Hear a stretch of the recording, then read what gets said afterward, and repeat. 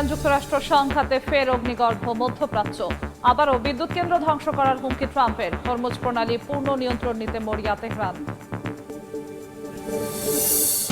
ট্রাম্পের সবুজ সংকেতে ইয়েমেনে হামলা চালায় রিয়াদ। মার্কিন সংবাদ মাধ্যমের প্রতিবেদন।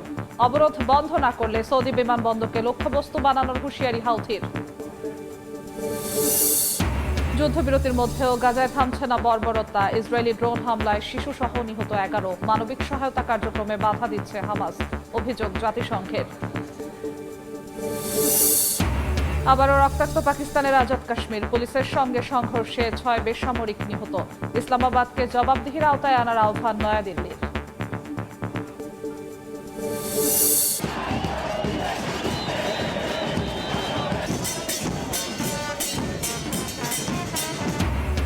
আটলান্টায় যুদ্ধের দামামা। বিশ্বকাপের ফাইনালে ওঠার লড়াইয়ে প্রস্তুত আর্জেন্টিনা, ইংল্যান্ড। বাংলাদেশিদের সমর্থনে আপ্লুত স্ক্যালোনি। জয় উপহার দেওয়ার আশা।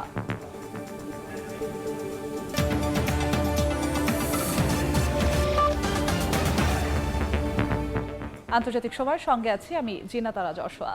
আলোচনায় না বসলে আবারও ইরানের সেতু ও বিদ্যুৎ স্থাপনা গুঁড়িয়ে দেওয়ার হুমকি দিয়েছেন মার্কিন প্রেসিডেন্ট ডোনাল্ড ট্রাম্প। বুধবার ইরানের বিভিন্ন সামরিক ও বন্দর এলাকায় নতুন করে হামলা চালিয়েছে যুক্তরাষ্ট্র।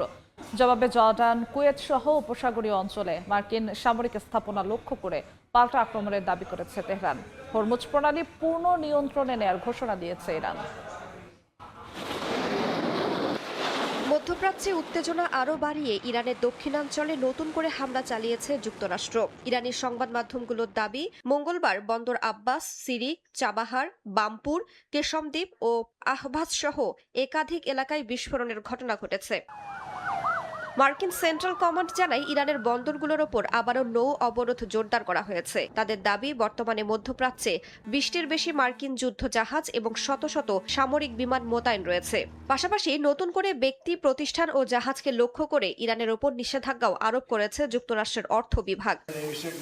যতদিন যুদ্ধ থামতে না বলছেন ততদিন যুদ্ধ চলবে বলে ফক্স নিউজকে জানিয়েছেন খোদ মার্কিন প্রেসিডেন্ট ডোনাল্ড ট্রাম্প। ইরানের জ্বালানি খাতকে একেবারে শেষ টার্গেট হিসেবে রেখেছেন বলেও উল্লেখ করেন তিনি। পাল্টাপাল্টি হামলার মধ্যেই হরমুজ প্রণালী ইস্যুতে অবস্থান পরিবর্তনের ইঙ্গিত দিয়েছেন ট্রাম্প। কৌশলগত নৌপথে চলাচলের জন্য 20% টোল আদায়ের প্রস্তাব থেকে সরে এসেছেন তিনি। এর পরিবর্তে উপসাগরীয় দেশগুলোর সঙ্গে বাণিজ্য ও বিনিয়োগ চুক্তি সম্প্রসারণে গুরুত্ব দেবেন বলে জানান মার্কিন president. I'll save the energy targets for last, but ultimately we'll hit energy targets, yeah.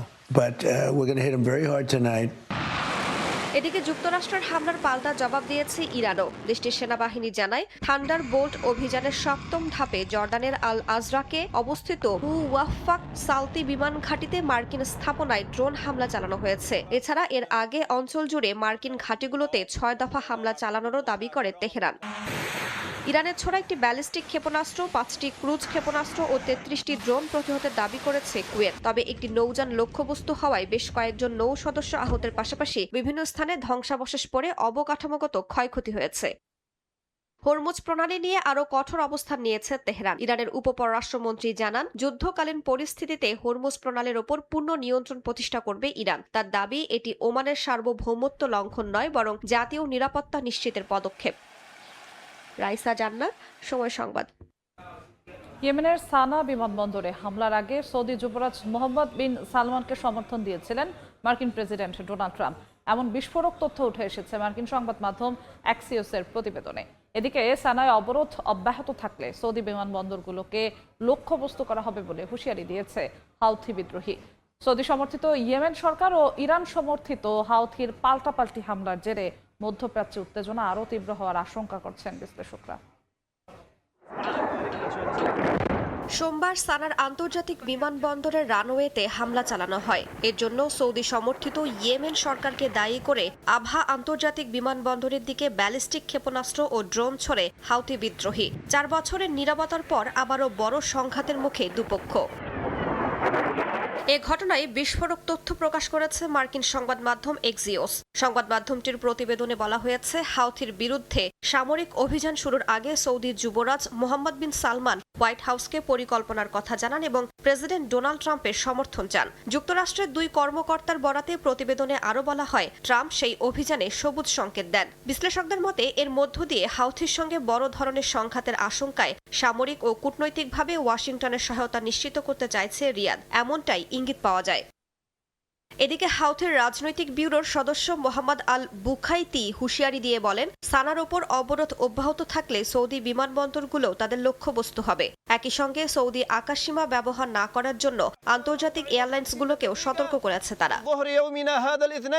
বিশ্লেষকদের আশঙ্কা, এই পাল্টাপাল্টি হামলার মধ্য দিয়ে 2022 সাল থেকে কার্যত বহাল থাকা অনানুষ্ঠানিক যুদ্ধবিরতি ভেঙে পড়তে পারে। নতুন করে সৌদি হাউথি সংঘাত শুরু হলে শুধু ইয়েমেন নয়, ইরান যুক্তরাষ্ট্র উত্তেজনাও আরও তীব্র হতে পারে। পাশাপাশি লোহিত সাগরের প্রবেশদ্বার বাবাল মানদেব প্রণালীতে নৌ চলাচল ব্যাহত হওয়ার আশঙ্কাও বাড়ছে, যা বৈশ্বিক জ্বালানি ও বাণিজ্য সরবরাহ ব্যবস্থার ওপর বড় প্রভাব ফেলতে পারে। রাইসা জান্নাত, সময় সংবাদ। আন্তর্জাতিক সময় আরো থাকছে।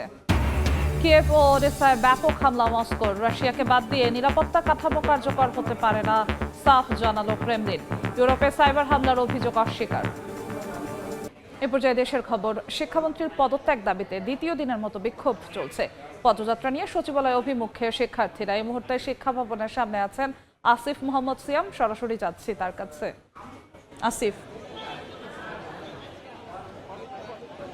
এইচএসসি পরীক্ষা শেষ হওয়া মাত্রই আজ কিছুক্ষণ এরপরেই সায়েন্স ল্যাব মোড়ে একদল শিক্ষার্থীরা জড়ো হন এবং সেই শিক্ষার্থীরা সেই সায়েন্স ল্যাব মোড়ের থেকে তারা প্রথমত রাস্তা অবরোধ করেন এবং কিছুক্ষণ পরে তারা রাস্তা ছেড়ে দিয়ে তারা সচিবালয়ের দিকে মিছিল করে আসেন এবং আমরা এখন দেখতে পাচ্ছি যে এই শিক্ষার্থীরা এখন সচিবালয়ের সামনেই এখানে অবস্থান করছেন এবং তারা এই পুরো সময়টাতে আমরা দেখেছি তারা দাবি জানিয়ে আসছিলেন। তারা বর্তমান শিক্ষামন্ত্রীর পদত্যাগ তারা দাবি করছিলেন। তারা এই এক দফা দাবিতেই এই তাদের আজকের কার্যক্রম তারা পরিচালনা করছেন। যদিও এর আগে শিক্ষামন্ত্রীর একটি বক্তব্যের কারণে গতকাল যে শিক্ষার্থীদের আন্দোলন শুরু হয় এবং তারা যে 3 দফা দাবি দিয়েছিলেন সেই 3 দফা দাবি গতকালই শিক্ষামন্ত্রী মেনে নিয়েছিলেন এবং তার বক্তব্যের জন্য শিক্ষার্থীদের কাছে তিনি ক্ষমা চেয়েছিলেন। কিন্তু তারপর আমরা দেখতে পাচ্ছি যে আজ তার সেই ক্ষমা মেনে না নিয়ে বরং আজ আবারও সেই আন্দোলনে শিক্ষার্থীরা নেমেছে এবং শিক্ষার্থীরা শিক্ষামন্ত্রীর পদত্যাগ দাবি করে যাচ্ছেন। তো প্রথমত যখন আজকের এইচএসসি পরীক্ষা শেষ হয়, এরপরেই শিক্ষার্থীরা ধীরে ধীরে রাজধানী সায়েন্স ল্যাব মোড়ে সিটি কলেজের সামনে জড়ো হতে থাকেন। এক পর্যায়ে তারা সেখানকার রাস্তা অবরোধ করে দেন এবং সেখানে যান চলাচল বন্ধ হয়ে যায়। প্রায় আধ ঘন্টার মতো রাস্তা অবরোধ থাকার পরে তারা সেখানে রাস্তা ছেড়ে দেন এবং তারা সচিবালয় অভিমুখে তাদের মার্চ টু সচিবালয় যে কার্যক্রম ছিল সেই কার্যক্রম তারা শুরু করেন এবং এই মুহূর্তে যদিও সায়েন্স ল্যাবের দিকে যান চলাচল স্বাভাবিক হয়ে গেছে, কিন্তু আমরা দেখতে পাচ্ছি যে শিক্ষার্থীরা সবাই সচিবালয়ের এখানে এসে অবস্থান করেছেন এবং তাদের যে অবস্থানের যেই তথ্য তা আগেই থাকার কারণে এখানে আইন শৃঙ্খলা বাহিনী আগের থেকেই তাদের অবস্থানে ছিলেন। তারা কোনো ধরনের যেন বিশৃঙ্খলা সৃষ্টি না হয় সেজন্য আগের থেকে তারা অবস্থানে ছিলেন। এই মুহূর্তে আমরা দেখতে পাচ্ছি যে শিক্ষার্থী এবং আইন শৃঙ্খলা বাহিনীর সাথে তাদের কথাবার্তা চলছে এবং তারা সচিবালয়ের ভিতরে যেতে চাচ্ছেন, তারা শিক্ষা মন্ত্রণালয়ের দিকে যেতে চাচ্ছেন, কিন্তু আইন শৃঙ্খলা বাহিনী শিক্ষার্থীদের এই মিছিল তারা চাচ্ছেন যে শান্তিপূর্ণভাবে যেন মিছিলকে তারা এখানেই দাঁড় করিয়ে দিতে পারেন। তো এখন পর্যন্ত আমরা দেখতে পাচ্ছি যে মিছিল সচিবালয়ের সামনেই অবস্থান করছে। তো এর পরবর্তীতে আমার কাছে এই ছিল সর্বশেষ। শিক্ষা ভবন এলাকা থেকে সরাসরি যুক্ত হয়েছিলেন সহকর্মী আসিফ মোহাম্মদ সিয়াম। এবার ফিফা বিশ্বকাপের খবর।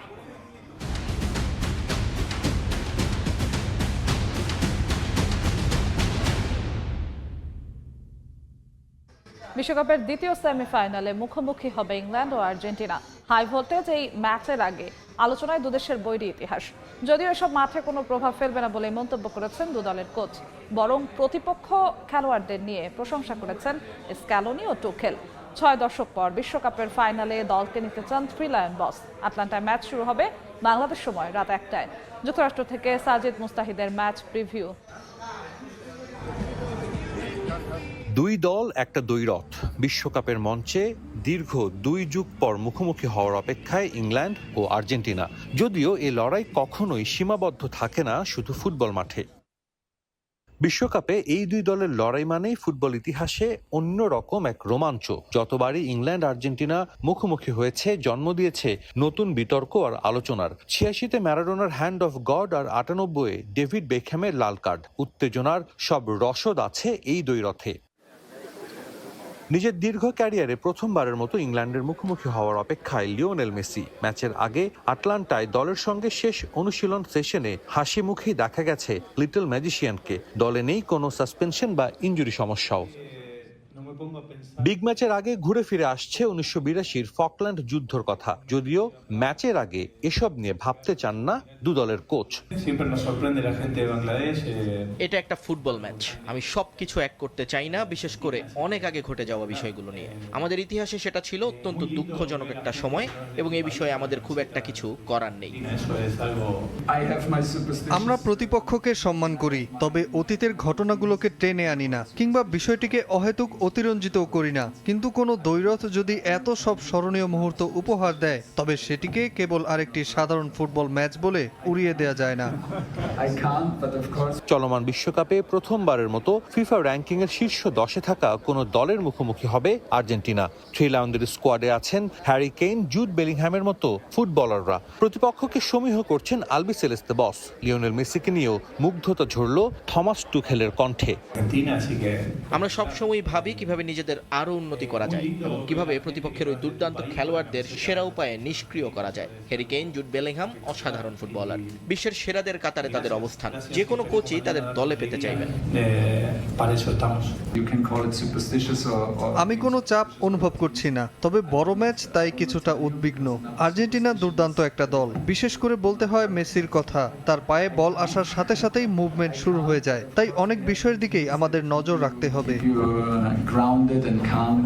বিশ্বকাপে এখন পর্যন্ত 5 বার মুখোমুখি হয়েছে দু দল, যার 3টিতে জিতে এগিয়ে আছে ইংল্যান্ড। তবে আটলান্টায় এই পরিসংখ্যান যে খুব একটা কাজে আসবে না তা জানা আছে দু দলেরই। বিগ ম্যাচ, বিশ্বকাপের সেমিফাইনাল এবং এই ম্যাচের আগে আর্জেন্টিনা দল নিয়ে নানা ধরনের কথা হচ্ছে। রেফারি তারা সুবিধা পাবে। একই সঙ্গে বারবার টেনে আনা হচ্ছে ইংল্যান্ড এবং আর্জেন্টিনার ঐতিহাসিক এক যুদ্ধের কথাও। তবে ফুটবলাররা সেসব কোনো কিছুতেই একেবারেই কান দিতে নারাজ। তাদের সবার লক্ষ্য একটাই, মাঠে তাদের সেরাটা দিয়ে ফাইনালের মঞ্চে নাম লেখানো। আটলান্টা থেকে সাজিদ মুস্তাহিদ, সময় সংবাদ। যুদ্ধবিরতি সত্ত্বেও গাজায় থামছে না রক্তপাত। উপত্যকার উত্তরাঞ্চলে একটি পুলিশ স্টেশনে ইসরায়েলি ড্রোন হামলায় নিহত হয়েছেন অন্তত 8 জন। একই দিন দক্ষিণাঞ্চলে আরও 3 জন নিহত হয়েছেন, যাদের মধ্যে রয়েছে 10 বছরের একটি শিশুও। এদিকে গাজায় মানবিক সহায়তা কার্যক্রমে হামাস বাধা দিচ্ছে বলে অভিযোগ করেছে জাতিসংঘ। যুদ্ধবিরতির মধ্যেও ইসরায়েলের হামলায় আবারও কেঁপে উঠল গাজা। গাজার জাবালিয়া শরণার্থী শিবিরের একটি পুলিশ স্টেশন লক্ষ্য করে ছোড়া হয় একের পর এক ক্ষেপণাস্ত্র। মুহূর্তেই ধ্বংসস্তূপে পরিণত হয় পুলিশ স্টেশনটি। হামলায় পুলিশ স্টেশনের পরিচালক সহ নারী পুলিশ কর্মকর্তা এবং বেসামরিক নাগরিকের হতাহতের খবর পাওয়া গেছে। নিহতদের মরদেহ নেওয়া হয় আল শিফা হাসপাতালে। এ হামলাকে ভয়াবহ গণহত্যা বলে উল্লেখ করেছে ফিলিস্তিন কর্তৃপক্ষ। ইসরায়েলি সেনাবাহিনীর দাবি, হামলায় হামাসের সঙ্গে সংশ্লিষ্ট কয়েকজন সদস্যকে লক্ষ্যবস্তু করা হয়েছিল। একই দিন গাজার খান ইউনিসেও হামলা চালানো হয়। দখলদার বাহিনীর বিমান হামলায় বেশ কয়েকজন হতাহত হয়েছেন। এছাড়া আল মাওয়াসি এলাকায় ইসরায়েলি সেনাদের গুলিতে প্রাণ হারায় মাত্র 10 বছর বয়সী এক শিশু। গুলিবিদ্ধ হওয়ার পর স্বজনরা হাসপাতালে নেওয়ার চেষ্টা করলে পথেই তার মৃত্যু হয়। আমরা নিরাপত্তা চাই, এই সংকটের সমাধান চাই। আমরা চাই যুদ্ধ বন্ধ হোক, শিশুদের ওপর এই হত্যাযজ্ঞ বন্ধ হোক। এই শিশুটির অপরাধ কি ছিল? কেন তাকে হত্যা করা হলো? প্রাণহানির পাশাপাশি গাজায় মানবিক সংকটও তীব্র আকার ধারণ করেছে। জাতিসংঘের অভিযোগ, উপত্যকায় মানবিক সহায়তা কার্যক্রম বাধা দিচ্ছে হামাস। সংস্থাটির দাবি, জাবালিয়ার একটি খাদ্য বিতরণ কেন্দ্রে সশস্ত্র ব্যক্তিদের প্রবেশের কারণে ত্রাণ বিতরণ সাময়িকভাবে বন্ধ করতে হয়েছে। তবে এ অভিযোগের বিষয়ে হামাসের পক্ষ থেকে তাৎক্ষণিক কোনো প্রতিক্রিয়া পাওয়া যায়নি। ঈশিতা আক্তার, সময় সংবাদ। পাকিস্তান শাসিত আজাদ কাশ্মীরে আবারও রক্তক্ষয়ী সংঘর্ষের ঘটনা ঘটেছে।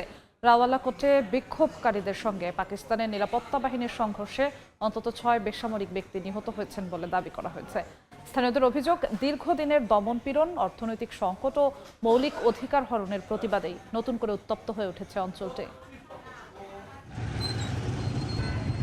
পাকিস্তানের আজাদ কাশ্মীরে গত কয়েক মাস ধরে ইসলামাবাদের বিরুদ্ধে অসন্তোষ বাড়ছে। স্থানীয়দের অভিযোগ, মূল্যস্ফীতি, খাদ্য সংকট, বিদ্যুতের উচ্চ মূল্য, প্রশাসনিক বৈষম্য, ইন্টারনেট বিধিনিষেধ এবং নিরাপত্তা বাহিনীর দমনপীড়নের কারণে সাধারণ মানুষের জীবন দুর্বিষহ হয়ে উঠেছে। এসব অভিযোগের প্রতিবাদে বিভিন্ন এলাকায় বিক্ষোভ চলছিল। এরই ধারাবাহিকতায় মঙ্গলবার রাওয়ালাকোটের নিউ বাস টার্মিনাল এলাকায় পাকিস্তানি নিরাপত্তা বাহিনীর অভিযানের সময় সংঘর্ষের ঘটনা ঘটে। ভারতীয় সংবাদ মাধ্যম ইন্ডিয়া টুডে জানিয়েছে, এ সময় নিরাপত্তা বাহিনীর গুলিতে কয়েকজন বেসামরিক ব্যক্তি নিহত হন। রক্তক্ষয়ী এই ঘটনার একদিন আগে যুক্তরাষ্ট্রের ওয়াশিংটনে হোয়াইট হাউসের সামনে আজাদ কাশ্মীরের প্রবাসী ও মানবাধিকার কর্মীরা বিক্ষোভ করেন। প্রায় 100 বিক্ষোভকারী, যাদের মধ্যে নারী, শিশু ও কমিউনিটির নেতারাও ছিলেন। পাকিস্তানি সেনাবাহিনীকে বেসামরিক এলাকা থেকে প্রত্যাহারের দাবি জানান তারা। বিক্ষোভকারীরা আন্তর্জাতিক সম্প্রদায়ের হস্তক্ষেপ চান এবং মানবিক সহায়তা পৌঁছে দিতে পুঞ্চ ও ডোডা সেক্টর দিয়ে নিয়ন্ত্রণ রেখা বা এলওসি খুলে দেওয়ার আহ্বান জানান। এমনকি মানবিক সংকট মোকাবিলায় ভারতের সহায়তাও কামনা করেন তারা। এ ঘটনার পর ভারতের পররাষ্ট্র মন্ত্রণালয় এক বিবৃতিতে দাবি করেছে, পাকিস্তান শাসিত কাশ্মীরে চলমান বিক্ষোভ পাকিস্তানের দীর্ঘদিনের শোষণ, মৌলিক অধিকার হরণ এবং প্রশাসনিক দমন নীতিরই প্রতিফলন। ভারতের পররাষ্ট্র মন্ত্রণালয়ের মুখপাত্র রণধীর জয়সওয়াল এই ঘটনায় আন্তর্জাতিক সম্প্রদায়ের প্রতি পাকিস্তানকে জবাবদিহির আওতায় আনার আহ্বান জানান। তবে এসব অভিযোগের বিষয়ে পাকিস্তান সরকারের তাৎক্ষণিক কোনো প্রতিক্রিয়া পাওয়া যায়নি। নাদিম মারজান, সময় সংবাদ। সময় যত গড়াচ্ছে তীব্র হচ্ছে রাশিয়া ইউক্রেন যুদ্ধ। ইউক্রেনের কিয়েভ ও ওডেসার সামরিক স্থাপনায় বড় ধরনের হামলার দাবি করেছে মস্কো। জাতিসংঘ বলছে, গত জুন মাস ছিল ইউক্রেনীয় বেসামরিকদের জন্য 2022 সালের পর সবচেয়ে প্রাণঘাতী। এর মধ্যে ইউক্রেনের নিরাপত্তা ভবিষ্যৎ নিয়ে ইউরোপের অবস্থানকে অচল অবস্থা বলে আখ্যা দিয়েছে ক্রেমলিন। রাশিয়াকে বাদ দিয়ে কোনো নিরাপত্তা কাঠামো কার্যকর হতে পারে না বলে সাফ জানিয়েছে ক্রেমলিন। মঙ্গলবার ইউক্রেনের রাজধানী কিয়েভের ক্ষেপণাস্ত্র ও ড্রোন উৎপাদন সংশ্লিষ্ট একাধিক সামরিক শিল্প প্রতিষ্ঠান এবং ওডেসার সামরিক বন্দর অবকাঠামোয় ব্যাপক হামলা চালায় রুশ বাহিনী। নেপচুন এমডি গাইডেড মিসাইলের ইলেকট্রনিক উপাদান প্রস্তুতকারী রাষ্ট্রীয় প্রতিষ্ঠান রেডিও ইজমেরিতেল এবং ড্রোন ও ক্ষেপণাস্ত্রের ওয়ারহেড সংযোজনকারী কিয়েভ 79 কারখানাও হামলার আওতায় ছিল বলে জানায় রুশ কর্তৃপক্ষ। এসব স্থাপনাকে ইউক্রেনের সামরিক সরঞ্জাম উৎপাদন ও সরবরাহ ব্যবস্থার গুরুত্বপূর্ণ অংশ বলে দাবি করেছে তারা। জাতিসংঘের মানবাধিকার পর্যবেক্ষণ মিশন জানিয়েছে, জুন মাসে ইউক্রেনে 2 শতাধিক বেসামরিক নাগরিক নিহত হয়েছে, যা 2022 সালের এপ্রিলের পর এক মাসে সর্বোচ্চ প্রাণহানির ঘটনা। চলতি বছরের প্রথম 6 মাসে নিহত বেসামরিক মানুষের সংখ্যা প্রায় 1,500। সংস্থাটির মতে, ঘনবসতিপূর্ণ শহরে দূরপাল্লার ক্ষেপণাস্ত্রের বাড়তি ব্যবহারই এই হতাহতের প্রধান কারণ। একই সঙ্গে যুদ্ধ ফ্রন্টের কাছাকাছি এলাকায় স্বল্পপাল্লার ড্রোন হামলাও সাধারণ মানুষের জন্য বড় হুমকি হয়ে উঠেছে। এ পরিস্থিতিতে ইউক্রেনের আকাশ প্রতিরক্ষা নিয়ে উদ্বেগ আরও বেড়েছে। রুশ ব্যালিস্টিক ক্ষেপণাস্ত্র ঠেকাতে পর্যাপ্ত সক্ষমতা না থাকায় কিয়েভ দীর্ঘদিন ধরেই পশ্চিমা মিত্রদের কাছে আরও উন্নত ক্ষেপণাস্ত্র প্রতিরক্ষা ব্যবস্থা এবং প্যাট্রিয়ট ইন্টারসেপ্টর উৎপাদনের অনুমোদন চেয়ে আসছে। ইউক্রেনের দাবি, আধুনিক আকাশ প্রতিরক্ষা ছাড়া বড় শহরগুলোকে সুরক্ষিত রাখা ক্রমেই কঠিন হয়ে পড়ছে। যুদ্ধের পাশাপাশি কূটনৈতিক উত্তেজনাও বাড়ছে। ইউক্রেনের নিরাপত্তা ভবিষ্যৎ নিয়ে ইউরোপের অবস্থানকে অচলাবস্থা বলে আখ্যা দিয়েছে ক্রেমলিন। পাশাপাশি ইউরোপের গুরুত্বপূর্ণ অবকাঠামোয় সাইবার হামলায় রাশিয়ার জড়িত থাকার অভিযোগও পুরোপুরি অস্বীকার করা হয়েছে। জার্মান চ্যান্সেলর ফ্রিডরিখ মের্জ ইউক্রেনের ভবিষ্যৎ নিরাপত্তা নিশ্চয়তার আলোচনায় রাশিয়াকে বাদ দেওয়ার পক্ষে মত দিলেও ক্রেমলিনের মুখপাত্র দিমিত্রি পেসকভ বলেন, রাশিয়াকে বাদ দিয়ে কোনো নিরাপত্তা কাঠামো কার্যকর হতে পারে না। সেই সঙ্গে রাশিয়ার মেসেজিং অ্যাপ ম্যাক্সের ওপর ইউরোপীয় ইউনিয়নের নিষেধাজ্ঞাকে অযৌক্তিক বলে মন্তব্য করেছেন তিনি। এদিকে সদস্য দেশগুলোর মতপার্থক্যের কারণে রাশিয়ার বিরুদ্ধে ইউরোপীয় ইউনিয়নের 21তম নিষেধাজ্ঞা প্যাকেজ এখনও অনুমোদন পায়নি। রাইসা জান্নাত, সময় সংবাদ।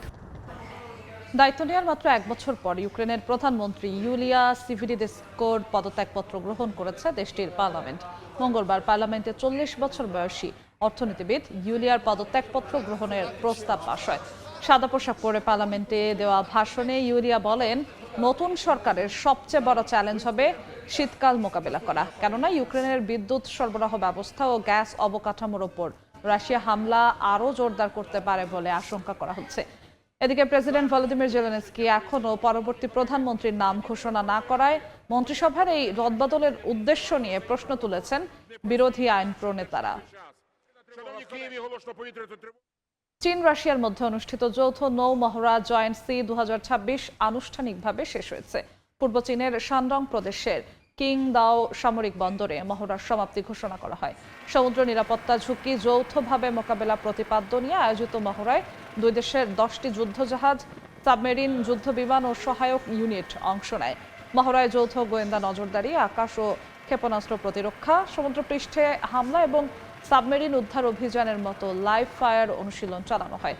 চীনের সামরিক কর্মকর্তাদের দাবি, বাস্তব যুদ্ধ পরিস্থিতির আদলে পরিচালিত এই মহড়া দুই দেশের সামরিক বাহিনীর কৌশলগত পারস্পরিক আস্থা আরও জোরদার করেছে এবং সমুদ্র ভিত্তিক সংকট যৌথভাবে মোকাবিলার সক্ষমতা বাড়িয়েছে। 6 জুলাই শুরু হওয়া জয়েন্ট সি 2026 ছিল 2012 সাল থেকে অনুষ্ঠিত এই সিরিজের দ্বাদশ যৌথ নৌ মহড়া। স্টিলটেক মানে গুণগত মানের নিশ্চয়তা। It's all about stainless style. মার্কিন সিনেটে আটকে গেল বার্ষিক প্রতিরক্ষা নীতি বিল। মঙ্গলবার সিনেটে ভোটাভুটিতে প্রেসিডেন্ট ডোনাল্ড ট্রাম্পের প্রস্তাবিত ন্যাশনাল ডিফেন্স অথরাইজেশন অ্যাক্টের ওপর বিতর্ক শুরুর প্রস্তাব 50 থেকে 46 ভোটে নাকচ করে দেন ডেমোক্র্যাটরা। $1.15 ট্রিলিয়ন প্রস্তাবিত সামরিক বাজেট অনুমোদনের এই বিলটি আলোচনায় তুলতে 60 ভোট প্রয়োজন ছিল। ডেমোক্র্যাটদের অভিযোগ, ইরানের বিরুদ্ধে সামরিক অভিযান জোরদারের পাশাপাশি ইসরায়েলের সঙ্গে সামরিক সহযোগিতা আরও গভীর করার পথ খুলে দেবে এই বিল। তাদের মতে বিলটি ইসরায়েলের সঙ্গে যুক্তরাষ্ট্রের সামরিক ও গোয়েন্দা সহযোগিতা আরও বাড়াবে এবং কংগ্রেসের কার্যকর নজরদারি ছাড়াই ইরানের বিরুদ্ধে সামরিক অভিযান চালিয়ে যাওয়ার সুযোগ দেবে। যুক্তরাষ্ট্রের মেইন অঙ্গরাজ্যে আইসিই কর্মীদের কার্যক্রম বন্ধের দাবিতে বিক্ষোভ করেছেন শত শত মানুষ। আইসিই কর্মীর গুলিতে এক কলম্বিয়ান নাগরিক নিহত হওয়ার ঘটনার পরই এই বিক্ষোভ হয়। মঙ্গলবার পোর্টল্যান্ড শহরের সড়কে নেমে আইস বিরোধী স্লোগান দেন বিক্ষোভকারীরা। তারা 26 বছর বয়সী কলম্বিয়ান নাগরিক জোহান সেবাস্তিয়ান দুরানের মৃত্যুর ঘটনায় জবাবদিহি ও নিরপেক্ষ তদন্তের দাবি জানান। অভিবাসন অধিকার কর্মীদের দাবি, দুরান যুক্তরাষ্ট্রে বৈধভাবে কাজ করার অনুমতি পেয়েছিলেন।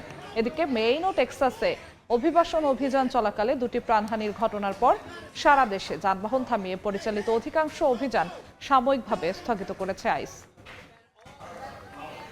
যুক্তরাষ্ট্রের সান ফ্রান্সিসকো উপসাগরে আগুন লেগে একটি নৌকা উল্টে একজন নিহত হয়েছেন। এ ঘটনায় আরও 2 জন নিখোঁজ হয়েছেন।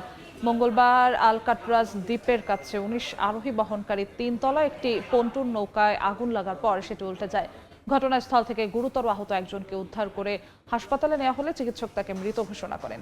এ ঘটনায় 13 জন নিরাপদে উদ্ধার হলেও আহত আরও 3 জন হাসপাতালে চিকিৎসাধীন রয়েছেন। এদিকে এখনও নিখোঁজ 2 জনের সন্ধানে 11টি উদ্ধারকারী নৌযান নিয়ে তল্লাশি অভিযান চালাচ্ছে কর্তৃপক্ষ। উদ্ধার কাজে মার্কিন কোস্টগার্ড, সান ফ্রান্সিসকো ও ওকল্যান্ড পুলিশ সহ একাধিক সংস্থা অংশ নিয়েছে। বন্যা ও ঝড়ের প্রভাবে বিপর্যস্ত বিশ্বের বিভিন্ন দেশ। রাশিয়ার উরাল অঞ্চলে ভয়াবহ বন্যা দেখা দিয়েছে। পানির নিচে তলিয়ে বহু ঘরবাড়ি ও রাস্তাঘাট। এদিকে টাইফুন বাভির প্রভাব এখনও কাটিয়ে উঠতে পারেনি চীন। পরিস্থিতি মোকাবিলায় লিয়াওনিং প্রদেশে 3 কোটি ইউয়ান জরুরি সহায়তা বরাদ্দ দিয়েছে সরকার। বন্যা সতর্কতা জারি করা হয়েছে যুক্তরাষ্ট্রেও। ভারতের জম্মু কাশ্মীরেও ভারী বৃষ্টির পূর্বাভাস দিয়েছে আবহাওয়া বিভাগ। রাশিয়ার উরাল অঞ্চলে টানা ভারী বৃষ্টিতে বন্যার সৃষ্টি হয়েছে। সবচেয়ে বেশি ক্ষতিগ্রস্ত হয়েছে দেশটির ইরবিত এলাকা। স্থানীয় একটি নদীর পানি প্রবল স্রোতে তলিয়ে গেছে বহু বাড়িঘর ও সড়ক। শত শত মানুষকে নিরাপদ স্থানে সরিয়ে নিয়েছেন জরুরি উদ্ধার কর্মী ও স্বেচ্ছাসেবকেরা। বাস্তুচ্যুতদের জন্য খোলা হয়েছে অস্থায়ী আশ্রয় কেন্দ্র। গভর্নরের তথ্য অনুযায়ী বন্যায় 18টি পৌর এলাকা, 61টি বসতি এবং 1000-এর বেশি জমির প্লট ক্ষতিগ্রস্ত হয়েছে। এদিকে শক্তিশালী ঝড় টাইফুন বাভির প্রভাব এখনও কাটিয়ে উঠতে পারেনি চীন। উত্তর পূর্বাঞ্চলীয় লিয়াওনিং প্রদেশে ব্যাপক তাণ্ডব চালিয়েছে। শেনিয়াং, ফুসুন সহ বিভিন্ন এলাকায় ঝড় ও বন্যায় সড়ক, স্কুল সহ গুরুত্বপূর্ণ অবকাঠামো ক্ষতিগ্রস্ত হয়েছে। এখনও বন্ধ রয়েছে স্কুল, কলেজ ও প্রশিক্ষণ প্রতিষ্ঠান। পরিস্থিতি মোকাবেলায় চীনের কেন্দ্রীয় সরকার লিয়াওনিং প্রদেশের জন্য 3 কোটি ইউয়ান জরুরি সহায়তা বরাদ্দ দিয়েছে। ক্ষতিগ্রস্ত সড়ক, সড়ক স্কুলসহ বিভিন্ন জনসেবামূলক স্থাপনা দ্রুত সংস্কারে ব্যয় করা হবে এই অর্থ। এদিকে বন্যা সতর্কতা জারি করা হয়েছে যুক্তরাষ্ট্রেও। টেক্সাসের লারেরো এলাকায় রিও গ্র্যান্ডে নদীর জন্য এই সতর্কতা জারি করেছে দেশটির জাতীয় আবহাওয়া বিভাগ। উজানে ভারী বৃষ্টির কারণে বৃহস্পতিবার থেকে নদীর পানি বিপদসীমা অতিক্রম করতে পারে বলে পূর্বাভাস দেওয়া হয়েছে। দক্ষিণ এশিয়ার দেশ ভারতের জম্মু কাশ্মীরেও 18 জুলাই থেকে আবহাওয়ার বড় ধরনের পরিবর্তনের পূর্বাভাস দিয়েছে আবহাওয়া বিভাগ।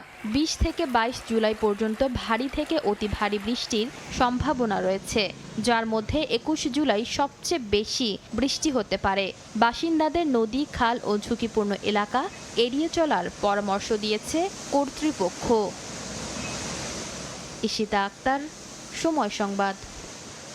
ইউরোপ থেকে আমেরিকা, তীব্র গরম আর দাবানলে বিপর্যস্ত জনজীবন। স্পেনে দাবানলে প্রাণহানির সংখ্যা বেড়ে দাঁড়িয়েছে 13 জনে।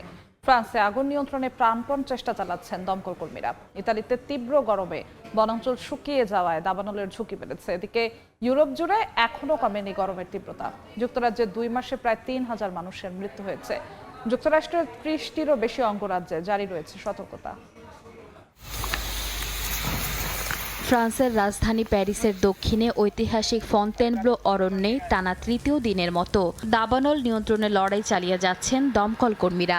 আগুন নেভাতে বিশেষ ওয়াটার বোম্বিং বিমান নদী থেকে পানি তুলে আগুনের ওপর ছিটিয়ে দিচ্ছে। দাবানলে ক্ষতিগ্রস্ত হয়েছে ফন্টেনব্লো প্রাসাদের পাশের বনাঞ্চল। আগুনে এখন পর্যন্ত প্রায় 2000 হেক্টর বনভূমি পুড়ে গেছে এবং প্রায় 1000 মানুষকে নিরাপদ স্থানে সরিয়ে নেওয়া হয়েছে। স্পেনে চলমান তীব্র তাপপ্রবাহ, বাতাস এবং দীর্ঘদিনের বৃষ্টির অভাবে ছোট ছোট আগুন দ্রুত বড় দাবানলে রূপ নিচ্ছে। লস গালিয়ার্দোস এলাকার দাবানলে প্রায় 70 বর্গ কিলোমিটার বন ও কৃষিজমি পুড়ে গেছে। ইতালিতে তীব্র গরমে বনাঞ্চল শুকিয়ে যাওয়ায় দাবানলের ঝুঁকি বেড়েছে। কানাডার অন্টারিওর দাবানলের ধোঁয়া পৌঁছেছে যুক্তরাষ্ট্রের নিউ ইয়র্ক ও ম্যাসাচুসেটসে। এতে বায়ুর মান আরও খারাপ হওয়ার আশঙ্কা তৈরি হয়েছে। এদিকে এখনও তীব্র দাবদাহে বিপর্যস্ত যুক্তরাষ্ট্রের বাসিন্দারা। 30টিরও বেশি অঙ্গরাজ্যে জারি করা হয়েছে সতর্কতা। 6 কোটিরও বেশি মানুষ গরমের ঝুঁকির মধ্যে রয়েছে। এই সংখ্যা বেড়ে 12 কোটিরও বেশি হতে পারে বলে মনে করছে কর্তৃপক্ষ।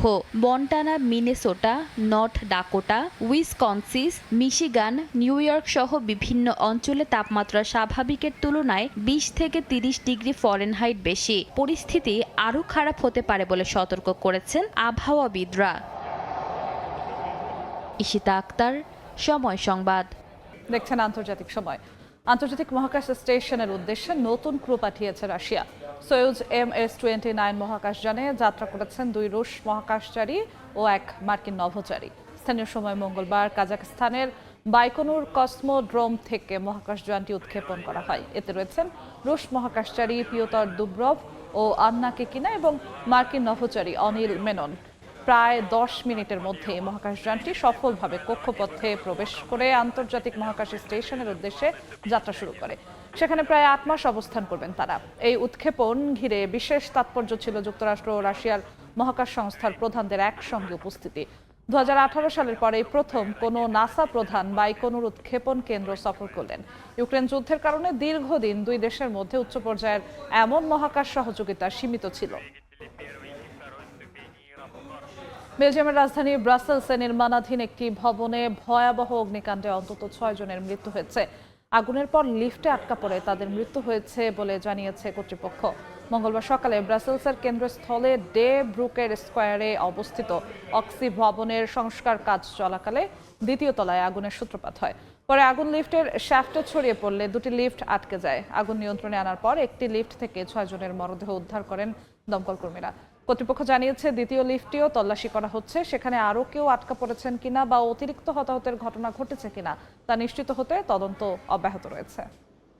দেখছেন আন্তর্জাতিক সময়।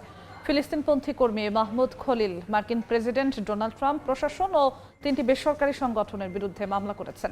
তার অভিযোগ, সমন্বিত ষড়যন্ত্রের মাধ্যমে তাকে লক্ষ্যবস্তু বানিয়ে দেশ ছাড়া করার চেষ্টা করা হয়েছে। ম্যানহাটনের একটি ফেডারেল আদালতে দায়ের করা মামলায় ট্রাম্প প্রশাসনের কয়েকজন জ্যেষ্ঠ কর্মকর্তা, রক্ষণশীল থিঙ্ক ট্যাঙ্ক হেরিটেজ ফাউন্ডেশন এবং প্রো ইসরায়েল সংগঠন বেতার ও ক্যানারি মিশনকে আসামি করা হয়েছে। মামলায় ক্ষতিপূরণও চেয়েছেন খলিল। তার অভিযোগ, প্রজেক্ট এস্থার নামে একটি পরিকল্পনার মাধ্যমে যুক্তরাষ্ট্রে ফিলিস্তিনপন্থী আন্দোলন দুর্বল করতে তাকে এবং নাগরিক নন এমন কর্মীদের লক্ষ্যবস্তু করা হচ্ছে। পাশাপাশি ফিলিস্তিনের পক্ষে অবস্থানকে ইহুদি বিদ্বেষের সঙ্গে ইচ্ছাকৃতভাবে মিলিয়ে দেখানোরও অভিযোগ করা হয়েছে। যৌন নিপীড়ন ও মানহানির মামলায় জিন ক্যারলকে $56 লাখ বেশি ক্ষতিপূরণ দিলেন মার্কিন প্রেসিডেন্ট ডোনাল্ড ট্রাম্প। স্থানীয় সময় মঙ্গলবার ক্যারলের আইনজীবী এক বিবৃতিতে জানান, আদালতের নির্দেশ অনুযায়ী জুরি বোর্ড নির্ধারিত ক্ষতিপূরণ হিসেবে $56,20,000 বেশি অর্থ ক্যারলকে পরিশোধ করা হয়েছে। এর আগে অর্থ পরিশোধে বিলম্ব চেয়ে সুপ্রিম কোর্টে যাওয়ার চেষ্টা করেন ট্রাম্প, তবে গেল সপ্তাহে তা নাকচ করে দেন বিচারক। 2023 সালে নিউ ইয়র্কের একটি জুরি বোর্ড ট্রাম্পকে যৌন নিপীড়ন ও মানহানির অভিযোগে দায়ী ঘোষণা করে $50 লাখ ক্ষতিপূরণ দেওয়ার রায় দেন। ক্যারলের অভিযোগ, 90-এর দশকের মাঝামাঝি সময়ে নিউ ইয়র্কের একটি ডিপার্টমেন্ট স্টোরে ট্রাম্প তাকে যৌন নিপীড়ন করেন। আন্তর্জাতিক সময় শীর্ষ সংবাদগুলো জানিয়ে দিচ্ছি আরেকবার।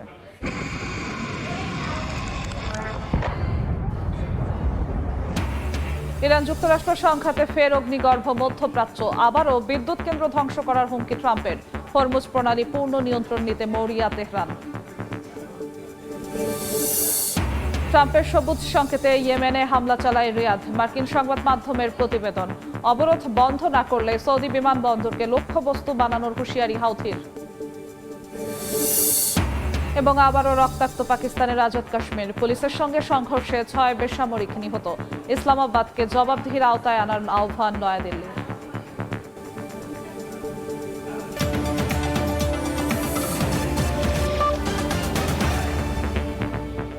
এই ছিল আন্তর্জাতিক সময়। দর্শক, বিশ্বকাপ ফুটবলের মহাযজ্ঞ সরাসরি সম্প্রচার করছে সময় টেলিভিশন। দেখতে চোখ রাখুন সময় পর্দায়। এরপর বিকেল 5টার সময় সংবাদ নিয়ে সঙ্গে থাকবেন সহকর্মী আইরিনা। ধন্যবাদ যশোয়া আপনাকে। বিকেল 5টার সময় সংবাদ নিয়ে ফিরছি কিছুক্ষণ পর, সঙ্গে থাকুন সময়ের।